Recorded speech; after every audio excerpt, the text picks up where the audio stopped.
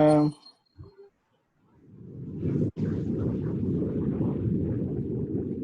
can everybody? Om Namo Bhagavate Vasudevaya.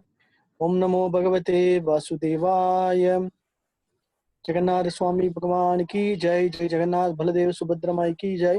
Welcome all to Sri Kshetram Purushottam Kshetram Parikrama. So yesterday we had completed the Rath Yatra, and today we will get into some of the specific places of Mahaprabhu's associates during his period and then after his period.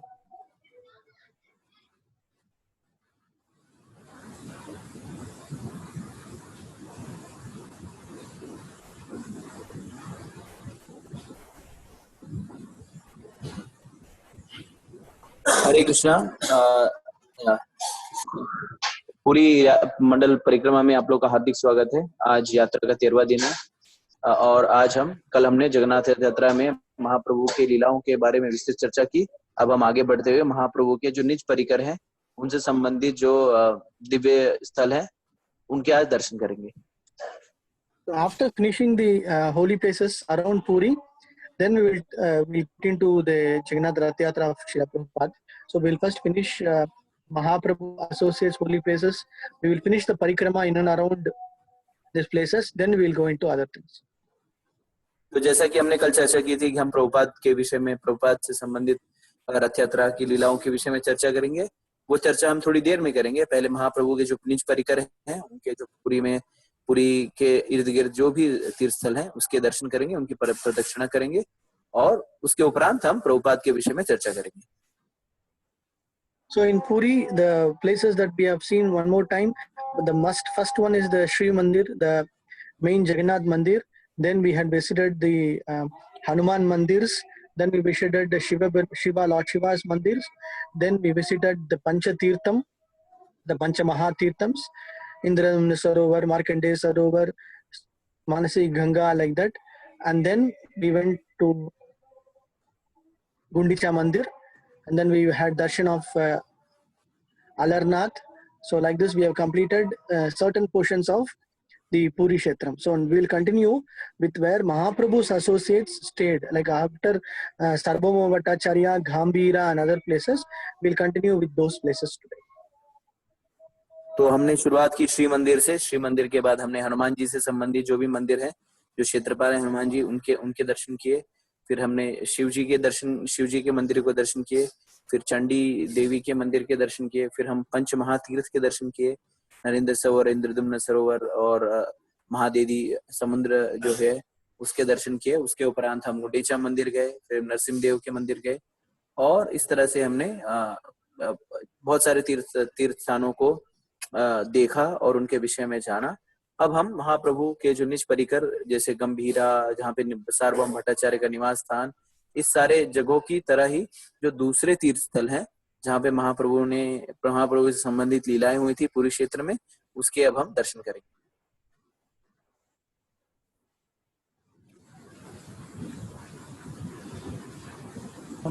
Very nice small place just very near to the Sri Mandir. It is called as Paramananda Kuba. It is the Kuba is nothing but just a well in which actually God brother of Ishwara Puri. Like we remember when we had discussed about Paramananda Puri coming and meeting Mahaprabhu. So Paramananda Puri was disciple of Madhavendra Puri. He came and met Mahaprabhu and he stayed here for some time. So this place is called as Paramananda Kuba. तो जैसा कि हम जानते हैं कि परमानंद पुरी जो थे वो चैतन्य महाप्रभु से भेंट करने के लिए पुरी क्षेत्र में आए थे और वे ईश्वर पुरी के गुरु भाई थे और माधवेंद्र पुरी के शिष्य थे और इसी स्थल पे उन्होंने निवास किया था। और यहाँ पे एक कुआं है जिसे परमानंद कुआं के नाम से जाना जाता है। ये जो स्थल है वो श्री मंदिर के बहुत ही निकट में स्थित है। Now you will not just like that find it out, but if you just see one police posting, then if you ask them, you can then go inside that police place, then you will see one well. Initially the well was very, very bitter and nothing was able to take. Then so when Mahaprabhu comes to know about this, then he just goes and prays, and immediately after Mahaprabhu goes and prays with Jagannath, the water becomes so sweet, and it became like Ganga. So it is very famous. If you go and you can take darshan of that kuba, that well, and take some tirtham also from there. तो ये जो स्थल है, ये आपको दूर से आप इसे आपको पहचान करने में थोड़ी सी कठिनाई होगी, क्योंकि स्थल के निकट ही एक पुलिस की चौकी हो गई है अब। तो अगर आप थोड़ा सा ढूंढेंगे लोकनाथ सड़क पे बासेली शाही के निकट में यह स्थल स्थित है, तो वहां पे आप जाएंगे तो अंदर जाके एक कुआं है। तो कथा ऐसी है कि जब परमानंदपुरी इस स्थल पर निवास करते थे, तो ये जो कुआं था उसमें बहुत ही कड़वा पानी था, क्योंकि बहुत ही कड़वा और खारा पानी था। फिर महाप्रभु को इस विषय वस्तु में ज्ञात हुआ, महाप्रभु आए स्थल पर, उन्होंने प्रार्थना की और गंगा मैया स्वयं इस कुएं में प्रकट हुई, और उस दिन से इस कुएं का जल जो है वो इतना स्वादिष्ट और मीठा हो गया है। तो आप जा सकते हैं यहाँ पे स्थल पर, थोड़ा ढूंढते हुए जब पहुंचेंगे वहां पे कुएं का जल आप ग्रहण करेंगे तो बहुत ही मीठा सुस्वादु रहेगा, और साथ ही साथ आप वहां पे आचमन इत्यादि भी कर सकते हैं।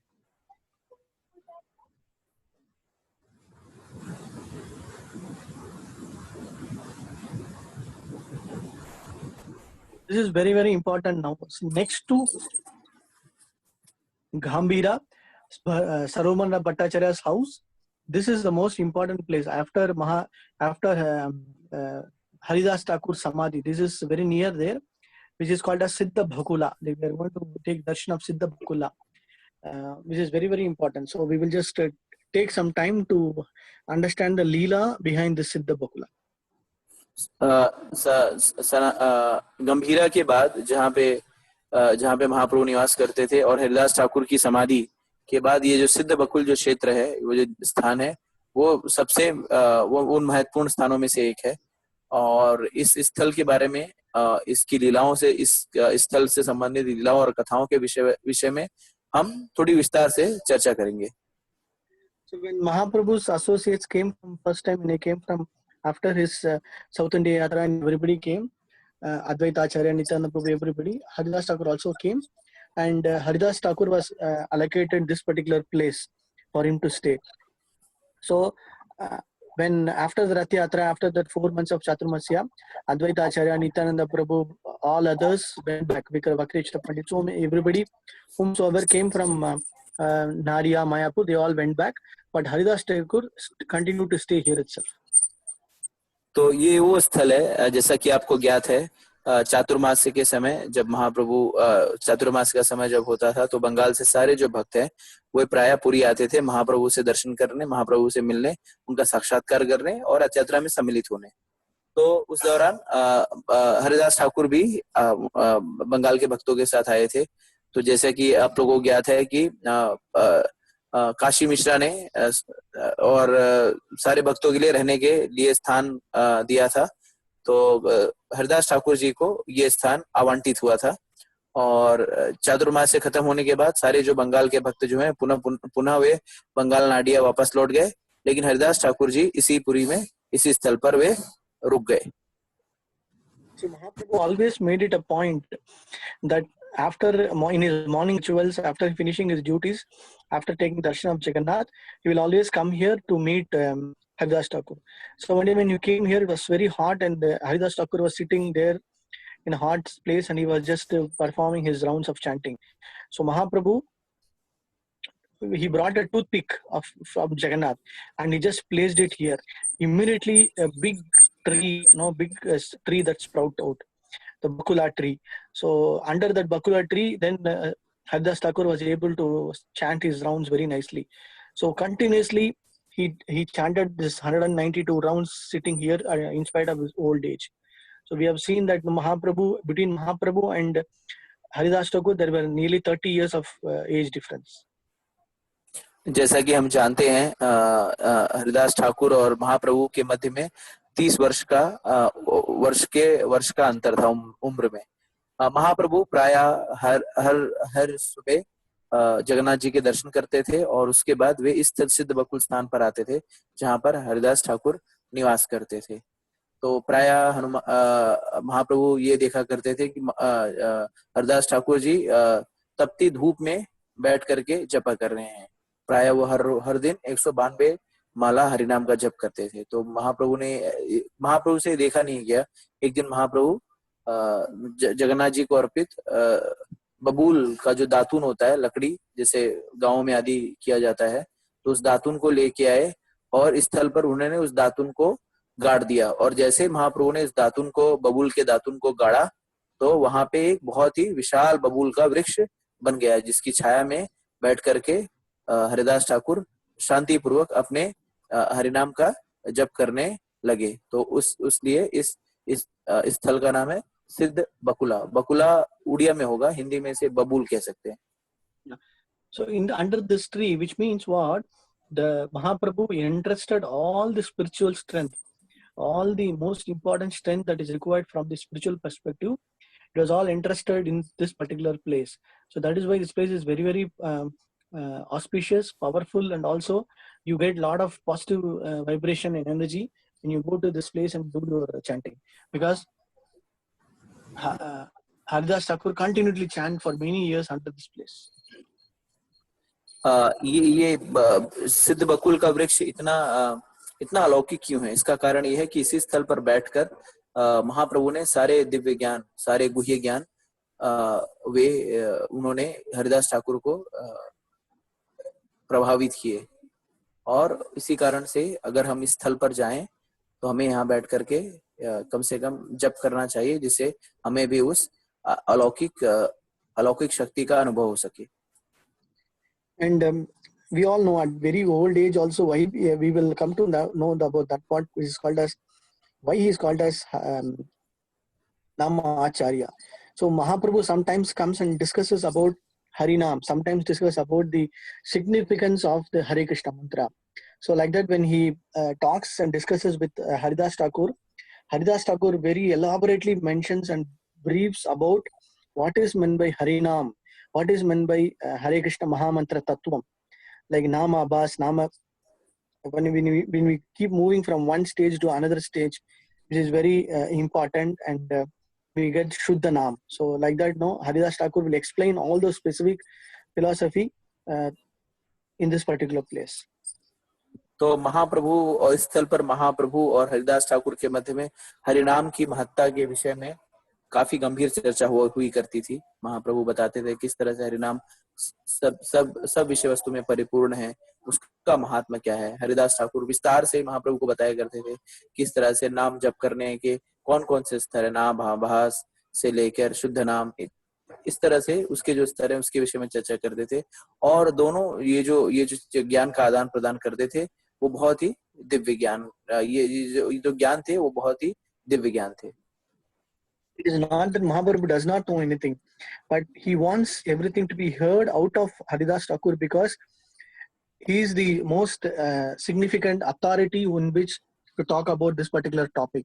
Because he is chanting continuously the Lord's name, because he is fully engrossed in that particular seva, then he is getting that particular authority to talk about the Harinam Tattva, Nama Tattva. ऐसा नहीं था कि महाप्रभु को हरिनाम के विषय में कुछ ज्ञान नहीं था, लेकिन जैसा कि होता है महाप्रभु चाहते थे कि उनके भक्तों का गुणगान हो, उनके लिए उनके जो विशेष गुण है उनका प्रचार मानव समाज के अंदर हो, जन समाज के अंदर हो। इस कारण से महाप्रभु हरिदास ठाकुर से उस हरिनाम के तत्व के विषय में गहन चर्चा किया करते थे और उनसे उसके विषय में समझा और जाना करते थे। And when Rupa Goswami and Sanatana Goswami, when they heard that Mahaprabhu has come back and he's staying in Puri, they again wanted to take darshan and get his blessings. So for nearly about, Rupa Goswami came separately for 1 year, around 10 months. He stayed, and then he stayed along with in this place along with Haridas Thakur. He wrote the beautiful Madhava and Vigata Lalita, like, Lalita Madhav and Vigata Madhav. These are two different things. One about the Krishna in Mathura and Govardhan in the Vrajalila. Other one is Krishna in the Dwarka Leela as a king. So earlier he might have written it together. So during the conversation that happened here in Siddhabokala, then they will make him understand that both have a different perspective. So you have to split the two. So Rupa Goswami wrote the together and then split it into two, like Lalita Madhav and Vigada Madhav under this place. तो रूप और सनातन गोस्वामी हरिदास ठाकुर के साथ यहीं पे इसी सिद्ध बकुल क्षेत्र में उन्होंने 10 महीने तक निवास किया था, और रूप गोस्वामी ने अपनी दो बहुत ही महत्वपूर्ण का ग्रंथ जो कि ललिता माधव और विगत माधव है, इसी सिद्ध बकुल पेड़ के सानिध्य में उन्होंने उसको लिखा था.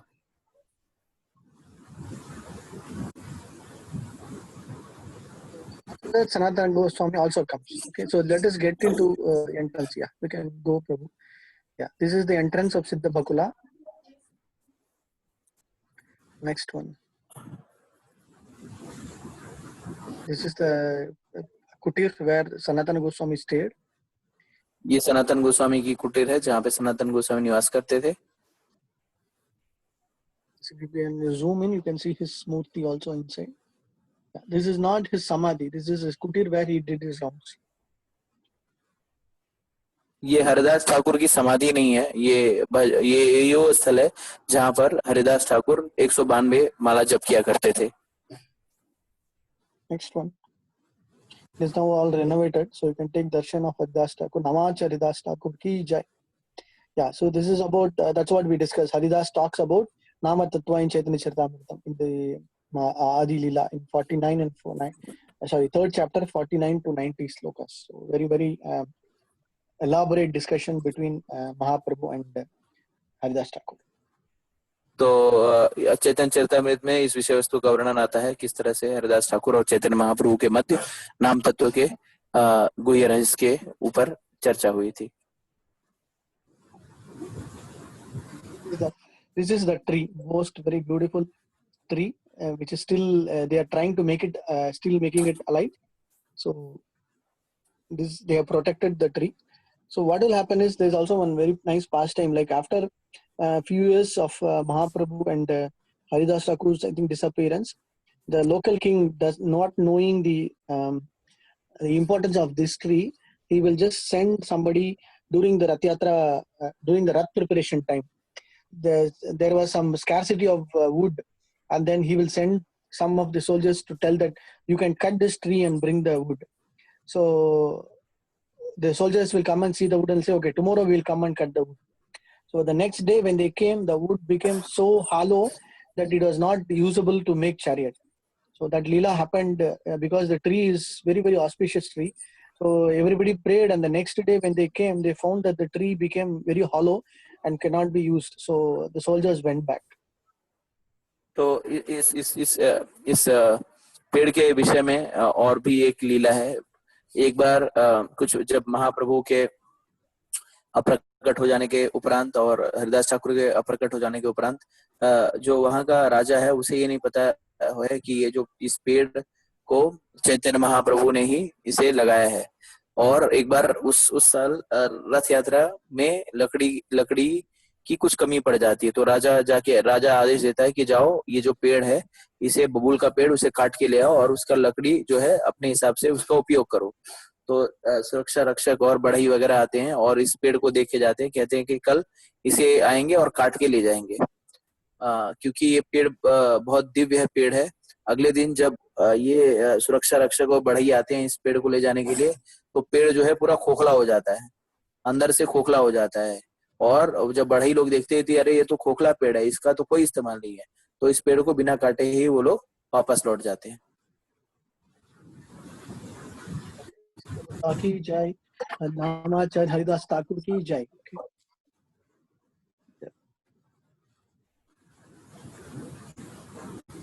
Next. I think this is what they have mentioned as the story here.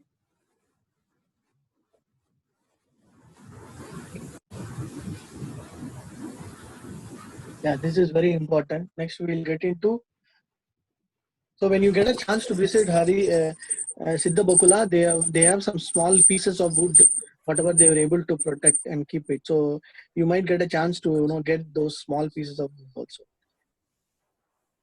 तो अगर आप कभी सिद्ध बकुल जाए तो वहाँ पे जो स्थान जो वहाँ के प्रबंधक हैं उनके पास आपको उस सिद्ध बकुल पेड़ के कुछ अंश आपको हो सकता है उनसे बात करने पे आपको मिल जाए. So one day, before Mahaprabhu came to visit Haridas Thakur, Govinda will always come before or after Mahaprabhu to give Mahaprasadam to Haridas Thakur. So sometimes Mahaprabhu himself will fetch Jagannath Mahaprasadam from temple and give it to Haridas Thakur, or Govinda will come and give it. So one day when Mahaprabhu couldn't come and when Govinda came to meet Haridas Thakur was completely lying down, and then he was continued to chanting. So Govinda will ask, what happened, Haridas Thakur? Why are you not able to get up? And, are you not feeling well? No, I am actually feeling okay only, but I'm not able to get up, that's all. Like that he will say. Okay, I've got you prasadam. Oh, I have to do my rounds, but I also have to take little prasadam. So like that he will try to wake up, get up and take little bit prasadam. तो अब हम श्री हरिदास ठाकुर के समाधि मठ के निकट हैं और उसके विषय में जानेंगे। तो प्राय हर रोज महाप्रभु सुबह सुबह जगन्नाथ मंदिर का दर्शन करके आते थे और कुछ प्रसाद जो है वो हरिदास ठाकुर के लिए ले आते थे। तो कभी महाप्रभु आ जाते थे और प्रसाद हरिदास ठाकुर को देते थे, या तो उनके जो सेवक हैं गोविंद वो आते थे और हरिदास ठाकुर को प्रसाद देकर जाते थे। तो एक दिन ऐसा होता है कि महाप्रभु ने उनके जो सेवक है गोविंद प्रसाद जगन्नाथ जी का प्रसाद देकर हरिदास ठाकुर के पास आते हैं और देखते हैं कि वो अपनी शैया पर लेटे हुए हैं। तो महाप्रभु गोविंद जो है उनसे पूछते हैं हरिदास ठाकुर जी से कि क्या आपकी तबीयत ठीक नहीं है? तो हरिदास ठाकुर जी जवाब देते नहीं तबीयत तो ठीक है, यही मैं उठ नहीं पा रहा हूँ। तो कहते अच्छा ठीक है, ये लीजिए प्रसाद ग्रहण कर लीजिए। तो कहते हैं मेरा जपा भी बाकी है, मेरा तो अभी बहुत जप करना बाकी है। ठीक है, लेकिन प्रसाद करना भी जरूरी है, इसकी आवश्यकता भी है, तो लाओ मैं थोड़ा सा प्रसाद ले लेता हूँ। तो गोविंद के द्वारा दिए गए थोड़े से प्रसाद को हरिदास ठाकुर जी ग्रहण करते हैं। The news goes from Govinda to Haridas, from Govinda to about Haridas to Mahaprabhu. Mahaprabhu is become very little worried. So next day early morning he will come. Then he will see Haridas Thakur still lying down. He'll say, "What happened, Haridas?" He'll say, "Nothing, Mahaprabhu. It's only just my feeling is not that good. That's all." Then Mahaprabhu will say, "I know you are becoming old. I think you should reduce your number of rounds of chanting and be very more relaxed." Like that he will say. तो अगले दिन ये विषय इस घटना की जानकारी गोविंद जो है महाप्रभु को देखते हैं। अगले दिन महाप्रभु आते हैं और देखते हैं कि हरिदास अपनी सैया पे लेटे हुए हैं। महाप्रभु उनसे मिलते हैं, क्या हरिदास तुम्हें तबीयत तो ठीक है, तुम्हारी सेहत स्वास्थ्य तो ठीक है? तो हरिदास कहते हैं हाँ मेरा स्वास्थ्य तो ठीक है, यही थोड़ा जप करना बाकी है। तो महाप्रभु कहते हैं कोई बात नहीं, अब तुम वृद्ध हो चुके हो, अब आप वृद्ध हो चुके हैं और अब आपको इतनी जप करने की आवश्यकता नहीं है, आप अब आराम कर सकते हैं। Then Haridas will say, Mahaprabhu, I have only one request. For me, aram or being work, everything is only chanting your holy name. So please do not remove or please do not snatch that particular seva that I am performing. तो हरिदास ठाकुर कहते हैं कि मेरा जो आराम और मेरा जो कार्य है वो यही हरिनाम का जप करना है, तो मेरा आपसे अनुग्रह है कि आप मुझे इस सेवा से वंचित ना करें। And Mahaprabhu will ask, do you have anything that you want me to do? Then Haridas will say, I have only one particular request, Mahaprabhu. Whenever I want to leave my body, I want you to be here and I want to be placed under your lotus feet, so that just by chanting the holy name, just by having darshan of your beautiful Chandra Bimbam, then I want to leave this body. तो महाप्रभु हरिदास ठाकुर से पूछते हैं, क्या मैं आपकी कुछ सहायता कर सकता हूँ? हरिदास ठाकुर कहते हैं हाँ, एक सहायता करिए कि जब कभी मैं ये शरीर त्यागूं उस समय आप मेरे निकट ही रहें, उपस्थित रहें, जिससे मैं आपके चंद्रमा जैसे मुखमंडल के मैं दर्शन करूं और आपके मुखमंडल का दर्शन करते करते मैं अपने प्राणों को त्यागूं।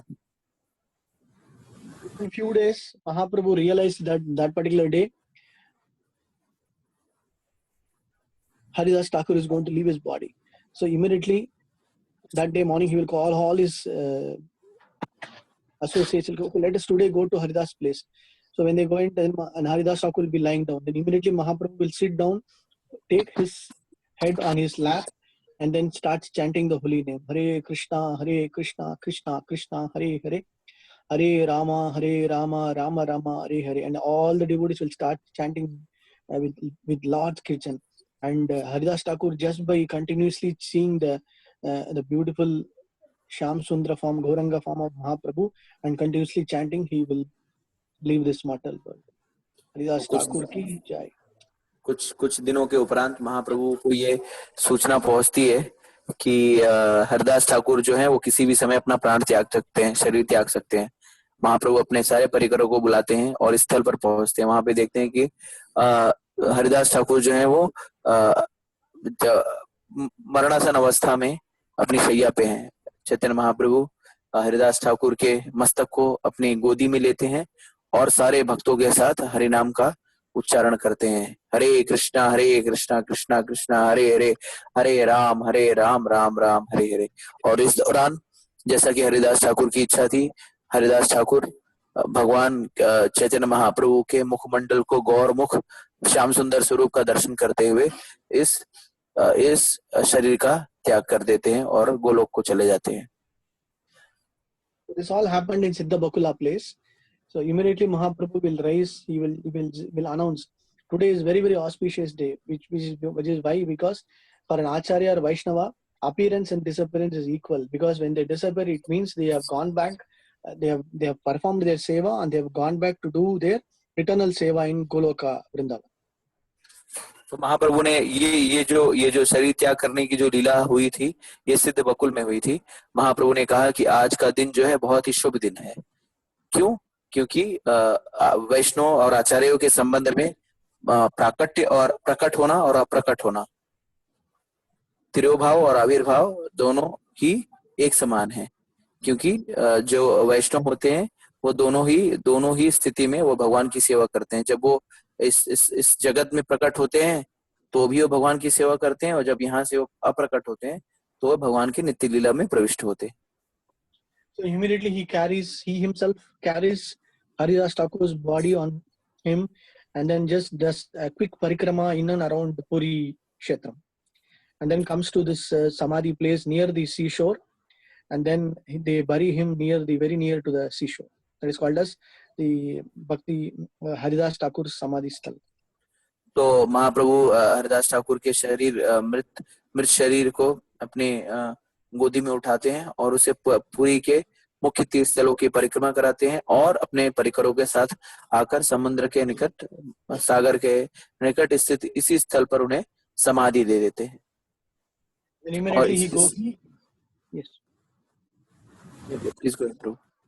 And immediately he himself declares, today I am going to give feast for everybody. So like that he himself goes to the market, to the Puri market, and starts begging, today is Haridas Thakur's disappearance. Please give me dal, rice and all. I have to prepare prashadam. I have to feed a lot of Vaishnavas. Immediately when they saw Mahaprabhu coming and asking Bhiksha, all the provisions, the merchants, everybody will give a lot of provisions.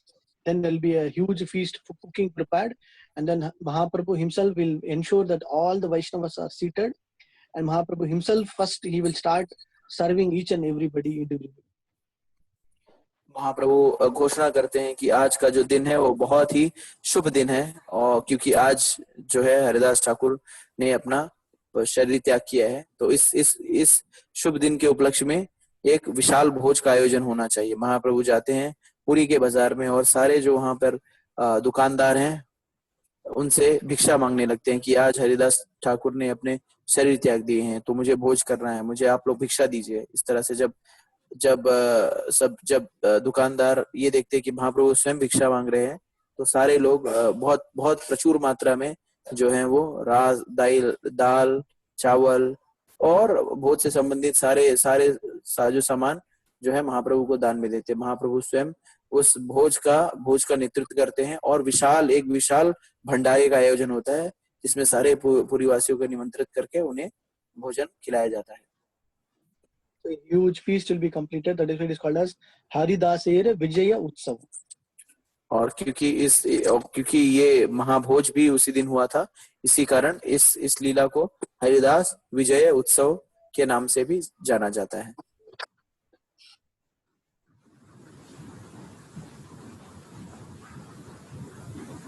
This is the photo where very near to the beach with his beads, everything. Mahaprabhu himself performed the last rites, keeping him under the sand of the seashore, and then he buried them.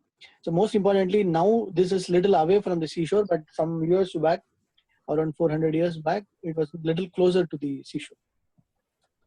तो ये इस चित्र में आप देख पा रहे हैं किस तरह से महाप्रभु जो हैं स्वयं अपने हाथों से हरिदास ठाकुर को समाधि दे रहे हैं। और जैसा कि आज वर्तमान काल में ये जो स्थल है वो सागर के किनारे, सागर के छोर से कुछ दूर पर स्थित है, लेकिन 400 वर्ष पहले ये जो स्थल था, ये समाधि स्थल सागर के बिल्कुल निकट पे स्थित था। Next one. Yes, this is the samadhi sthal. We can take darshan of Haridas Thakur. ये हरिदास ठाकुर की समाधि स्थल है, जैसे चैतन्य महाप्रभु ने स्वयं यहाँ पे हरिदास ठाकुर समाधि थी, उसका दर्शन कर सकते हैं।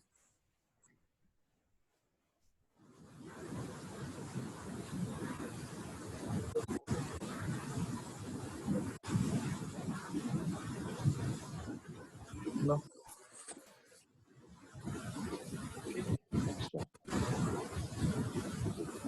So after Haridas Thakur Samadhi, then we are going to another place called as Vishaka Math. So this Vishaka Math is Srila Narahari Sarkar, one of the associates of Mahaprabhu from Gaudiya Desh. So he came, he stayed here for some time. So during that 4 months time, whenever he stayed here, he had that beautiful deities called as Shri Gaura Gadadhar deities. Mostly in and around this place, we will see only Gaura Gadadhar. Gadadhar Pandit stayed here and Mahaprabhu. So wherever you see, you will see that Gaura and Gadadhar together. So that is why it is called as Gaura Gadadhar deities of Narahari Sarkar. The place is called as Vishaka Math. Yes. तो हम विशाखा मठ में पहुंच गए हैं, जहाँ पे श्री नरहरि सरकार जी जब भी पूरी निवास के लिए आते थे तो यहाँ पे निवास करते थे, और उनके बहुत ही सुंदर विग्रह गौर गदाधर का वो पूजा अर्चना करते थे। पुरी के निकट जितने भी प्राय जितने भी मंदिर है वहाँ पे गौर गदाधर के विग्रह हैं, क्योंकि यहाँ पे गदाधर पंडित जो है वो बहुत प्रिय हैं। Because he stayed here as a Kshetra Sannyasam, like Mahaprabhu, as per Mahaprabhu's instructions, Gadadhar Pandit stayed here and he was worshipping the Tota Gopinath Mandir. In and around Puri, most of them after Mahaprabhu's disappearance, they all knew very well about Mahaprabhu and as well as through Gadadhar Pandit. So that is why mostly it will be called as Gaura Gadadhar.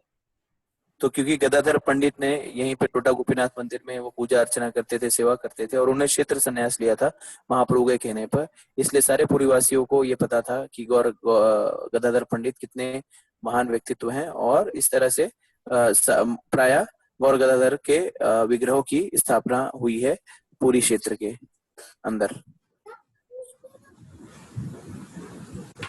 Vishaka Math also, and then there is another math called as Ahalya Math. Okay, this is also very beautiful deities. Now it is kind of little not in that good shape, but construction is in the bad shape. But you can take darshan of Mahaprabhu, Nityananda Prabhu, and Advaita Acharya. So this is the place where whenever Advaita Acharya and his wife Sita Thakurani, when they came, they stayed here for 4 months in this place. So Ahalya Math. So Mahaprabhu will come and take during the Chaturmasya few of the days whenever invited by Advaita Acharya and Sita Thakurani, he will come and take honor prasadam here. So along with Nityananda Prabhu also. So that is why you can see three, and to the left hand side you can see, to the right hand side you can see Sita Thakurani also. Ahilya मठ पे आ गए हैं। तो अहिल्या मठ में ये वो स्थल है जहाँ पे चातुर्मास के दौरान जब भी अद्वैत आचार्य और उनकी पत्नी सीता ठाकुरानी पुरी आती थे तो इसी स्थान पे वो निवास करते थे, और प्राय महाप्रभु जो भी है उनके यहाँ पे भोज निमंत्रण पर आकर प्रसाद पाया करते थे। तो उस कारण यहाँ पे आप देख सकते हैं चैतन्य महाप्रभु, नित्यानंद प्रभु और अद्वैत आचार्य और सीता ठाकुरानी के विग्रह स्थल पर स्थापित किए गए। Advaita Acharya ki jai. And then this is by Abhiram Das Thakur, again one of the very important stalwart personality in among the associates of Mahaprabhu and very close associate of Nityananda Prabhu, Srila Abhiram Das Thakur. So Abhiram Das Thakur was among the 12 Gopalas in the Vrindavan Leela. So we all know when Nityananda Prabhu came to Vrajadham, when he came to Radha Kund, Shyama Kund. That point of time he met Abhiram Das Thakur, and then both of them then came towards Mayapur. So after many years, Abhiram Das Thakur established a mutt called as Bhali Mutt here. So that we can take darshan here. अभिराम दास ठाकुर जो हैं बहुत ही महान भक्त हैं और ये नित्यानंद प्रभु के बहुत ही घनिष्ठ थे। अभिराम दास ठाकुर की भेंट नित्यानंद प्रभु से ब्रजमंडल में हुई थी और ब्रजमंडल की यात्रा के उपरांत अभिराम दास ठाकुर और नित्यानंद प्रभु दोनों साथ में मायापुर की ओर आए थे। और जैसा कि आप सबको विदित है, अभिराम दास ठाकुर 12 जो प्रमुख गोपाल हैं, गोप सखा हैं, उनमें से एक प्रमुख है और उन्होंने ही इस स्थल पर बाली मठ की स्थापना की पूरी क्षेत्र में। He is so powerful personality that most of them will fear to talk with him also. He is very bold, and then if somebody brings out a Shaligram Shila, he will do dandavats to that Shaligram Shila. So if the Shaligram Shila is very powerful and original, then that Shila will remain as it is. Otherwise, that stone or whatever bit will burst into powders. और अभिराम दास ठाकुर बहुत ही प्रखर थे और बहुत ही शक्तिशाली भी थे।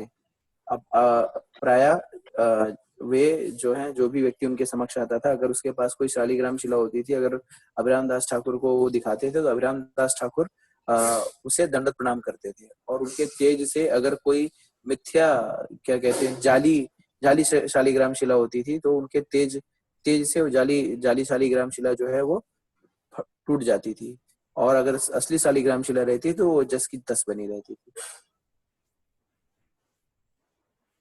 Continuously, when Nityananda Prabhu's wife Jhanvi Mata and others were getting sons, there's one more Leela of Abhiram Das Thakur. So this is the deities of Radha Krishna worshipped by Abhiram Das Thakur. So we can take darshan of very nice deities. So Nityananda Prabhu, अभिराम दास ठाकुर के द्वारा पूजित राधा कृष्ण के विग्रह हैं, आप इसके दर्शन कर पाएंगे। So there's one more quick Leela I'll tell. Mahaprabhu, Nityananda Prabhu's wife, whenever Jhanvi Mata and whenever she was giving birth to any child, immediately Abhiram Thakur will come and take darshan of the child. So he will do dandavat pranams to that child. Immediately that child will initially 5 to 6 or 7, I think 7 of the child will continuously be will die immediately whenever Abhiram Das Thakur comes and takes darshan. तो नित्यानंद प्रभु की जो पत्नी थी जानवी माता, तो जानवी माता जब भी किसी शिशु को जन्म देती थी, बालक को जन्म देती थी, तो अभिराम दास ठाकुर प्राय 6 बार आए और वो जैसे ही दर्शन करते थे, दंडवत प्रणाम करते थे, वो जो शिशु हैं वो मृत हो जाते थे। And all the villagers, everybody will be shocked. This happened in Mayapur. So anyway, now because we are talking about Abhiram Thakur, I will just tell, but we can in detail we can discuss this when we go for Navadip Yatra. So many times it will happen, and finally the villagers will become very angry that they will never allow Abhiram Thakur at all. So, but Nityananda Prabhu will say it's okay, because he is a very, very exalted personality, and whatever he does has meaning. And there are a lot of understanding also that those whomsoever that child is getting killed or dying is actually getting liberated by the vision of Abhiram Das Thakur. तो जब ऐसा कई बार 5-6 बार जब हो चुका कि इस तरह से अभिराम दास ठाकुर आते हैं, दर्शन करते हैं और शिशु जो हैं वो प्राण त्याग देते हैं, तो जो मायापुर के निवासी थे बहुत ही क्रुद्ध हो गए और उन्होंने एक तरह से अभिराम दास ठाकुर को बच्चों के दर्शन करने से रोक दिए। लेकिन नित्यानंद प्रभु जो कहते थे नहीं कोई ऐसी बात नहीं है, जो भी कुछ हो रहा है उसके पीछे कुछ कारण है, और ऐसी मान्यता है, ऐसा कहा जाता है कि जो भी बच्चे जो अभिराम दास ठाकुर के दर्शन करने से जो भी मृत हुए, वो उन सारों को मुक्ति मिल गई। So one day Nityananda Prabhu's wife again will be about to deliver a baby boy, and then Abhiram Das Thakur will come on the Ganga river and say, I want to cross and I want to take darshan of Nityananda Prabhu. The boatman himself will say, no, you don't have to come. It is already a lot of children have dead, you don't have to come. Then Abhiram Thakur, no, I have to go. No, I will not take you to the other side. Like that, both of them will argue. Then finally Abhiram Das Thakur, okay, that's okay. So he will take his utriyam, his towel or his chadar. He will just float it on the Ganga, and then he will just start walking with that particular floating cloth and reach the opposite side. तो इस तरह से जब जानवी जानवी माता फिर एक बार और शिशु को जन्म देती हैं, तो उस समय फिर से अभिराम दास ठाकुर जो है आते हैं और फिर नाव में चढ़ते हैं गंगा को पार करने के लिए, और कहते हैं कि मैं जा रहा हूँ उस शिशु का दर्शन करने के लिए। और जैसे उस नाविक को, उस निषाद को पता चलता है कि अभिराम दास ठाकुर जा रहे हैं दर्शन करने, तो खुद ही मना कर देता है, मैं आपको लेके नहीं जाऊंगा वहां पे, ठीक है, क्योंकि वैसे 6-7 बच्चे मर गए, आप फिर जाओगे दर्शन करोगे तो पिच्चा फिर भी मर जाएगा। तो कहते हैं ठीक है, नहीं नहीं मैं तो जाऊंगा ही, चाहे जो हो जाए। तो फिर कहता है मैं लेके नहीं जाऊंगा। तो फिर अभिराम दास ठाकुर अच्छा नहीं लेके जाओगे, तो अपनी उतरी उतारते हैं और गंगा में फेंक देते हैं, और उस उतरी जो है वो पानी में तैरने लगती है, और अभिराम दास ठाकुर उसी के ऊपर, उतरी के ऊपर खड़े होके चलते हुए गंगा नदी को पार कर जाते हैं। And then he will go and take darshan of the beautiful boy, and he will do dandavats. Immediately after dandavat, the baby boy will start, smiling. Then Abhidham Dastukul also will smile and will say, Krishnair Matirastu, like that he will say, and then he will go off. So he is called as Veera Chandra. So Veera Chandra is very exalted personality after the Mahaprabhu's Leela, who established various small deities places in and around Mayapur. तो अभिराम दास ठाकुर उस बच्चे का फिर से दर्शन करते हैं, और जैसे ही बच्चा को दर्शन करते हैं, दंड प्रणाम करते हैं, वो बच्चा जो है मुस्कुराने लगता है। अभिराम दास ठाकुर प्रसन्न होकर उसे आशीर्वाद देते हैं, कृष्ण मतिरस्तु, आपकी मति कृष्ण में बनी रहे। और ये बच्चा जो है वो बहुत ही आगे चलकर बहुत ही प्रखांड विद्वान बनता है, और बहुत बहुत सारे जगहों पे वो छोटे छोटे विग्रहों की स्थापना करता है। Abhiram Das Thakur ki jai. Next one. Yeah, this is the beautiful deities we saw, Radha Krishna deities worshipped by Kashi Mishra's wife. Apart from the Radha Kanta, this is also like Shri Radha Madan Mohan and Shri Gaura Gadad. तो ये जैसा कि हमने देखा था गंभीरा में श्री राधा कांत जी के पूजा अर्चना की जाती है काशी मिश्रा के निवास स्थान पर। ये एक और विग्रह है श्री राधा मदन मोहन और श्री गौर गदाधर। इन विग्रहों की भी पूजा अर्चना जो है वो काशी मिश्रा की पत्नी किया करती थी। So this is all in Puri only. Like when we go, we should take darshan of Sri Mandir, we should take darshan of Gambhira, we should take darshan of Sarvam Bhattacharya's place, we should take darshan of Gundicha, we should take darshan of Narasimha Temple, Siddha Bakula, Haridas Thakur Samadhi, and all these small places, because these are all the places where Mahaprabhu's associates live. ये सारे जो तीर्थ स्थल हैं वो पुरी के अंदर ही स्थित हैं, और जब कभी हम पुरी जाएं तो हमें इन सारे स्थलों की दर्शन करना चाहिए।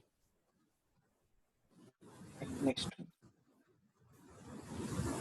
This is also very nice. So there's one devotee at later years, like the last part of Mahaprabhu's Leela called as Mamu Thakur.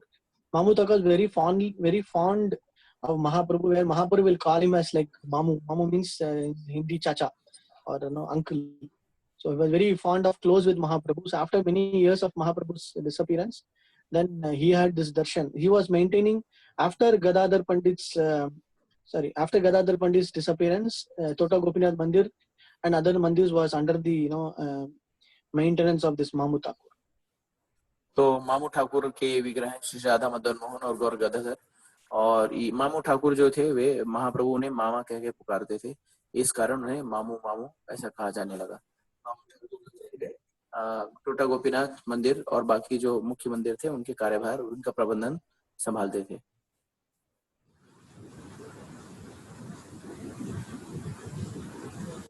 Place that we missed out when we went to Brahmagiri, when we went to Alarnath. So from Alarnath, there is another place called Benapur, or not Benapur, Bentapur. Sorry, Bentapur. So the whatever you are seeing there is the pen of Sikkim Haiti. That that it's a pen with which he will write the astrological chart, and the other one is the jug or the water pot used by Ramananda Rai, and this is also the place of Madhavi Devi. So Bentapur. तो जब हम अलारनाथ गए थे उस समय हम ये बेंतापुर नहीं जा पाए थे, तो अब हम उस स्थल का दर्शन करेंगे। तो आप देख रहे हैं एक कलम, सो ये वही कलम है जिससे सिक्की महती जो है वो अपने ज्योतिषी पंजिका लिखते थे। दूसरे चित्र में आप देख रहे हैं वो एक जग, पानी का जग, तो ये वही जग है जिसे रामानंद राय जो है इस्तेमाल करते थे। और तीसरे चित्र में प्रभु जी, तीसरा चित्र क्या है? That is the sword of Ramanand Rai. और वो रामानंद राय जी की तलवार है। Because Ramananda Rai was in the government service, he had a kutir here in this Bentapur. And next to that kutir is Madhavi Devi's and Sikhimaiti. Madhavi Devi and Sikhimaiti are brother and sisters. So their place is also very close by. Yeah, this is the beautiful devotee in Bentapur by worshipped by Srimati Madhavi Devi. सो ये माधवी देवी और सिखी मैती जो थे वो भाई बहन थे और माधवी देवी के द्वारा पूजित ये बहुत ही सुंदर विग्रह है Shri Radha Gopinath.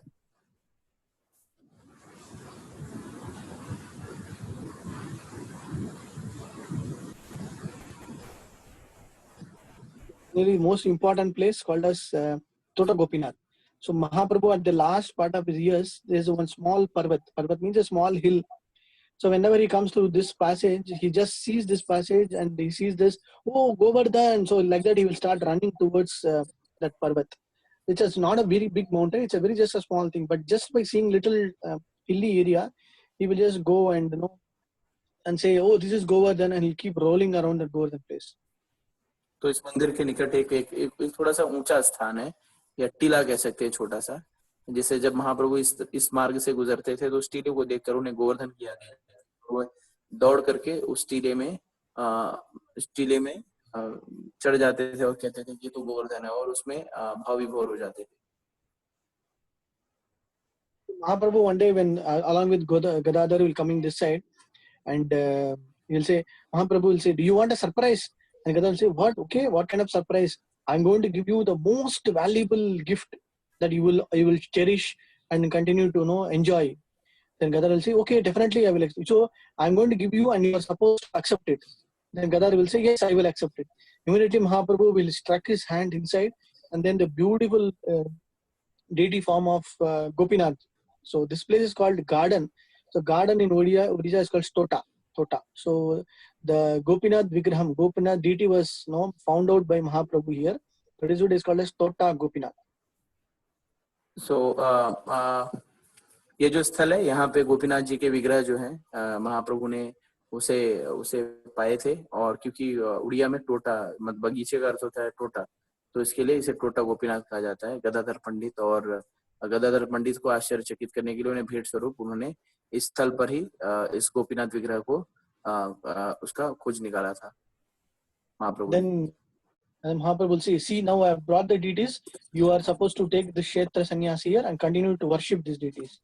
So that is how, for a lifelong, after Mahaprabhu's disappearance also, continuously, Gadadhar Pandit worshipped the deities here in this Tota Gopinath. तो महाप्रभु ने कहा कि देखिए अब मैंने विग्रह ला दिए हैं, अब आपका ये कर्तव्य बनता है कि आप अब क्षेत्र संन्यास लें और इस विग्रह की पूजा अर्चना करें. Next one. So most importantly, you can take darshan of Tota Gopinath. Yeah. So this is what Gadai. I found a most this I've already told you. Bhagavatam. Yeah, correct. So this is the beautiful. ये बहुत ही सुंदर गोपीनाथ जी के विग्रह हैं जिसके आप दर्शन कर पा रहे हैं. What will happen is after Mahaprabhu's disappearance, he will become very old and weak because of separation from Mahaprabhu, and the Vigraham will be in a standing posture. So Gadadhar will find it very difficult, even at the fold of just 47 years old, he will act or look like an 80-year-old person, very old, and he could not do anything. So he will just pray to Gopinath, Gopinath, I'm not even able to put garland to you, please help me. So the next day, the standing posture of Gopinath will turn into sitting posture. So you will see Krishna sitting like in a Padmasana, in a very nice sitting comfortable position and doing this in the Shyam Sundar form. तो गदाधर पंडित जो कि उस समय 47 वर्षों के ही थे, लेकिन उनकी अवस्था ऐसी लगती थी वो 80 वर्षों के हो गए हैं. तो जब सेवा करते थे गोपीनाथ के विग्रह जो थे पहले वो सीधी खड़ी हुई मुद्रा में थे, लेकिन गदाधर पंडित उनसे प्रार्थना करते हैं कि मैं बूढ़ा हो चुका हूँ और अब मैं आपके गले में हार भी नहीं डाल पा रहा हूँ, तो आपसे अनुरोध है कि आप कुछ करिए. अगले दिन भगवान जो है वो पद्मासन मुद्रा में विग्रह जो खड़ी विग्रह होती है वो पद्मासन रूप में पद्मासन स्वरूप में वो बैठ जाती है. और फिर आप कभी भी कहीं पे भी इस तरह के भगवान के स्वरूप को नहीं देखेंगे. भगवान कहीं भी श्याम सुंदर रूप में है तो खड़े ही हैं, लेकिन सिर्फ ये एक विरला स्थान है जहाँ पर भगवान जो है वो पद्मासन मुद्रा में बैठे हुए हैं और बंसी बजा रहे हैं. गोपीनाथ की जय. Next one.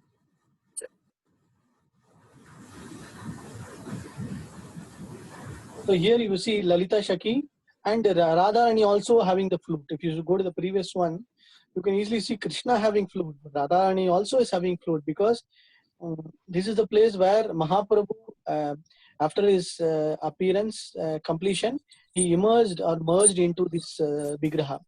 So it is like both Radha and Krishna are placed here. So in one sense, it is actually Gauranga Mahaprabhu gone inside the statue. The other one, you can see the same Radha Krishna in a different form. तो ये वही स्थल है जहाँ पे महाप्रभु ने अपनी लीला को समाप्त की। महाप्रभु ने यही इस गोपीनाथ के विग्रह में ही अपने आप को समाहित कर लिया और इस तरह से उनकी प्रकट लीला यहाँ से अप्रकट हो गए। तो क्योंकि यहाँ पे महाप्रभु जो है उन्होंने अपनी लीला समाप्त की, इस कारण यहाँ पे जो राधा रानी और कृष्ण महाप्रभु जो है दोनों के अवतार हैं, दोनों के सम्मिश्रण है। तो यहाँ पे राधा रानी और कृष्ण दोनों जो है वंशी धारण किए हुए हैं। ऐसे आप कहीं पे भी नहीं देखेंगे। And also we all know, like when we went to the Nidhi one, where we saw one day Srimati Radharani will steal Krishna's flute, and along with Lalita and Lalita Saki and Vishaka Saki, she will try to play the flute, right? So that is also one bhav or mood that is established. यात्रा पे गए थे तो निधि one के विषय में हमने चर्चा की थी कि किस तरह से निधि वन में कृष्ण राधा रानी जो है, राधा रानी ललिता सखी कृष्ण के बंसी को चुरा लेती हैं और वो कृष्ण की तरह उस बंसी को बजाने का अभिनय करती हैं। तो उसी भाव को प्रदर्शित करने के लिए यहाँ पे भी आप राधा रानी को बंसी बजाते हुए मुद्रा में दर्शन कर पाते हैं।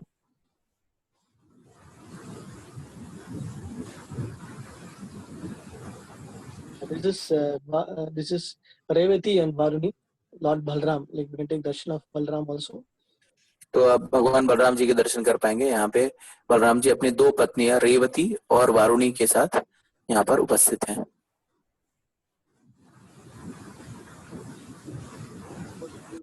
Where you can see Krishna Vitoda Gopinath in the sitting posture.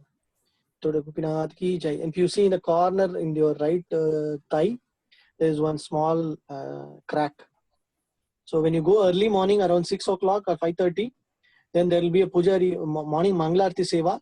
Immediately after Mangalarti Seva, if you pay like 50 rupees, they will show you this beautiful sitting posture of Mahaprabhu, of Vitoda Gopinath.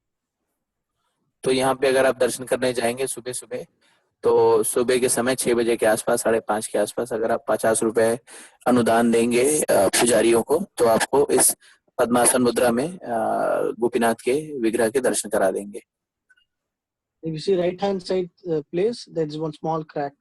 That is where Mahaprabhu merged with the deity of Vitoda Gopinath. तो दाईं तरफ जो है विग्रह में एक छोटा सा हल्का सा एक चीरा लगा हुआ है। तो ऐसा कहा जाता है कि उसी चीरे में महाप्रभु जो है समाहित हो गए सशरीर।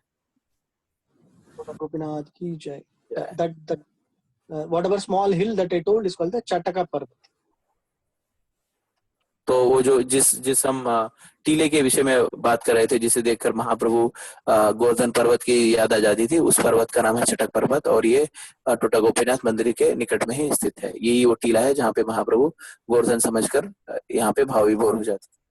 So here Bhakti Siddhanta Saraswati Thakur established one mutt here. That also we can take darshan. Yeah, we can go. This is that mutt. Okay, next one. Purushottam mutt. It's called as Purushottam mutt, and they have a beautiful deities called as Gaura Gadadhar deities. तो यहीं पे भक्ति सिद्धांत सरस्वती ठाकुर ने चटक पर्वत के निकट ही एक मठ की स्थापना की जिसे पुरुषोत्तम मठ के नाम से जाना जाता है और यहाँ पे भी आप राधा कृष्ण और गौर गदाधर के दर्शन कर पाते हैं। Gaura Gadadhar ki jai. जय। This is the place bed used by Bhakti Siddhanta Saraswati Thakur, and then they have small deities of Vyasadeva and Madhvacharya also. तो यहाँ पे आप देख पाएंगे भक्ति सिद्धांत सरस्वती ठाकुर के द्वारा उपयोग में लाई गई खाट और नीचे आप व्यासदेव और मध्वाचार्य के विग्रहों को दर्शन कर पाएंगे। Siddhanta Saraswati Thakur ki jai.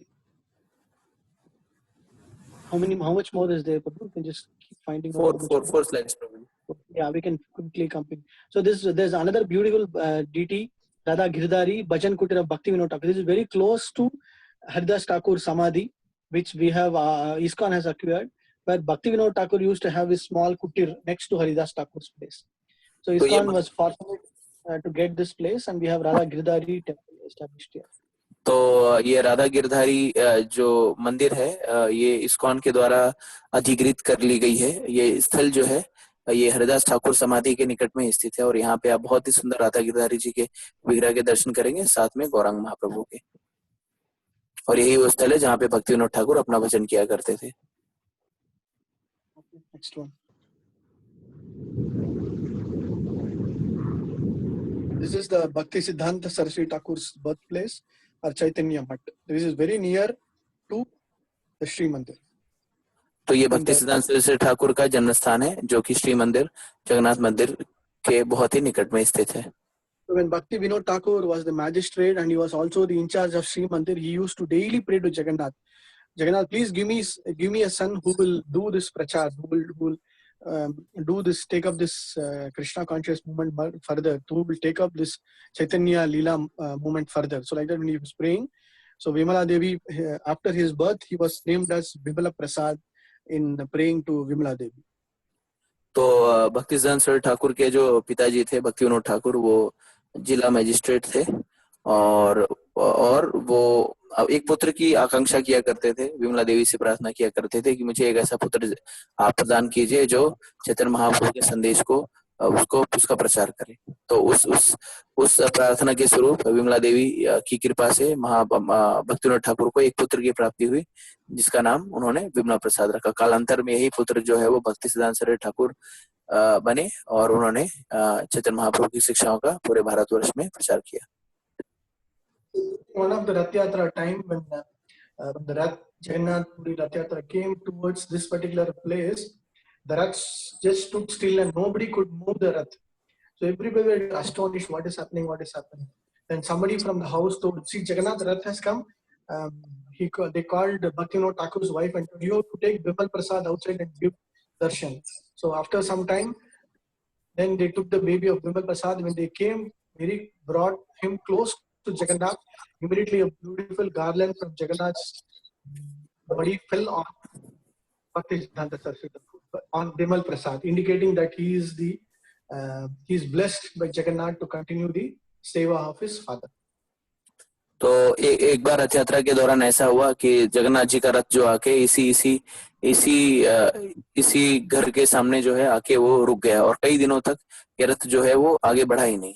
तो इस स्थिति का उपयोग करते हुए लाभ उठाते हुए भक्ति विनोद ठाकुर ने अपने पुत्र को रथ पर सवार किया और उसका जगन्नाथ जी का चरण स्पर्श करने के लिए छोटे बच्चे जो कि विमला प्रसाद को लेके गए और जैसे ही विमला प्रसाद जगन्नाथ जी के चरण स्पर्श करने लगा जगन्नाथ जी के गले से एक हार गिरा और जो कि भक्ति सिद्धांत विमला प्रसाद के गले में जा गिरा, ये इंगित करने के लिए कि यही वो पुत्र होगा जो आपके कार्य को आगे बढ़ाएगा, आपकी इच्छाओं को पूरा करेगा।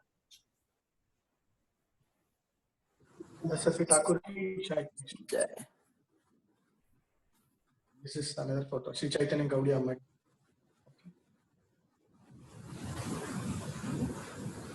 Darshan of beautiful deeds.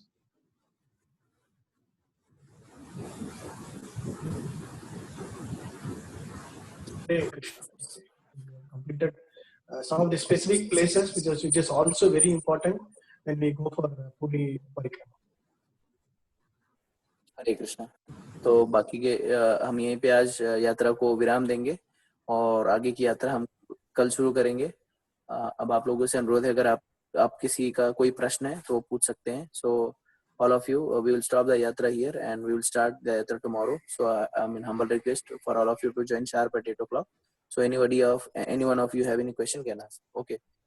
मंजूषा को प्रश्न है। मंजूषा जी आप अपना अनम्यूट करके प्रश्न पूछ सकती हैं। हरे कृष्णा। हरे कृष्णा प्रभु जी। प्रश्न पूछिए। हाँ प्रभु जी, आपने बताया कि हरिदास ठाकुर जो थे वो वहां चले गए गोलोक धाम और कहते हैं कि ये ब्रह्मा के वो थे, तो अपने ब्रह्मलोक नहीं गए? Yeah, it is though he is considered in one way as Brahma, performing his duty as Brahma, but he has his own eternal position of serving Krishna in the now. So even though when we say it is being, he has gone to Brahma, he is incarnation of Brahma, he might have gone to Satyaloka. He has always a position or a place in Vaikuntha also, or in Goloka. So he might go there, he can serve there, and then if he wants, he can go back to Satyaloka. But generally, when we have Mahaprabhu's associates or Rajalila or Krishna's associates, we always glorify him in that perspective. तो माता जी इसका भाषांतरण करना है? जी प्रभु जी। हाँ, तो प्रभु जी कह रहे हैं कि ये बात सत्य है कि ब्रह्मा जी जो हैं, सॉरी, हरिदास ठाकुर जो हैं ब्रह्मा जी के अवतार हैं, लेकिन हरिदास ठाकुर जी जो हैं वो भगवान के निज परिकर हैं और उनका गोलोक में भी निवास स्थान है। ठीक है, तो ये महाप्रभु की इच्छा के ऊपर निर्भर होता है कि उन्हें कहाँ सेवा करनी जानी है। ठीक है, तो ऐसा नहीं, ठीक है, तो ऐसा नहीं है कि वो ब्रह्मा जी का अवतार हैं तो फिर ब्रह्मलोक में ही जाएंगे, नहीं, क्योंकि वो परिकर है, तो अंततः भगवान की इच्छा के ऊपर निर्भर होता है कि वो कहाँ पे सेवा करेंगे। ठीक, thanks Prabhu ji, Hare Krishna. It is not necessary it is they are currently holding the position in Loka. There might be other Brahmas also. So it is mentioned as Brahma's incarnation. So that also we have to see. Sorry bro, couldn't get you. Can you please repeat? It is not that the same Brahma who is there in the Satyaloka at the current time incarnated as Haridas Thakur. Okay, there might be other different types of Brahma also. तो हमें ये समझना चाहिए कि ये जो अभी जो इस समय जो ब्रह्मा जी हैं वही उन्होंने हरिदास ठाकुर के रूप में अवतार लिया, ऐसा नहीं है। अनंत कोटि ब्रह्मांड में अनंत कोटि ब्रह्मा जी हैं। ठीक है, तो उनमें से कोई एक हो सकते हैं जिन्होंने हरिदास ठाकुर के रूप में अवतरित हुए। ठीक है माता जी।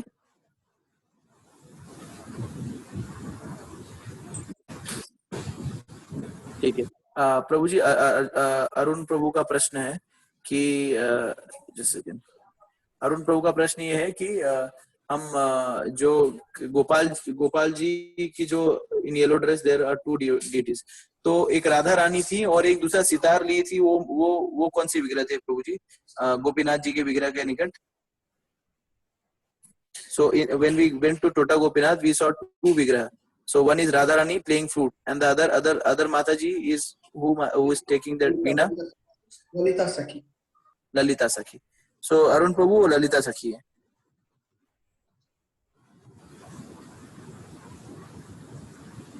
प्रभु जी मुझे एक प्रश्न है। प्रभु, जैसे हम लोग काशी मिश्रा के घर पे देख रहे हैं तो वहाँ पे राधा कृष्ण के विग्रह हैं और गौर गदाधर हैं। तो प्रभु जी वो गौर गदाधर क्योंकि जब महाप्रभु थे उस समय तो उन्होंने विग्रह का स्थापना नहीं किया होगा, तो महाप्रभु के जाने के बाद वो विग्रह स्थापित हुए? Yes, mostly that is what when we go to Gaura Mandal Parikrama, only 3 deities were carved by only during Mahaprabhu's presence 3 deities were carved. Okay, after that all the deities were carved only after the disappearance. So yes, whatever we saw there in that place is after Mahaprabhu's experience. Okay. So sometime कई बार ऐसा भी होता होगा प्रभु कि उस लीला स्थली को बताने के लिए या उसके महात्म्य को बताने के लिए, जैसे प्राय जैसे हम लोग भी मंदिर की स्थापना होती है तो उसपे विग्रह होते हैं, लेकिन कालांतर में कुछ एडिशन हो जाते हैं, तो उस तरह से भी होगा कि मतलब कहीं पे जैसे विग्रह पहले से ही है और फिर भक्त जो है 100 साल 150 साल के बाद वहाँ पे गौर गदाधर के विग्रह स्थापित कर दे, ऐसा भी होता होगा ना? Yes, that is also there. ठीक है। और किसी का कोई प्रश्न है?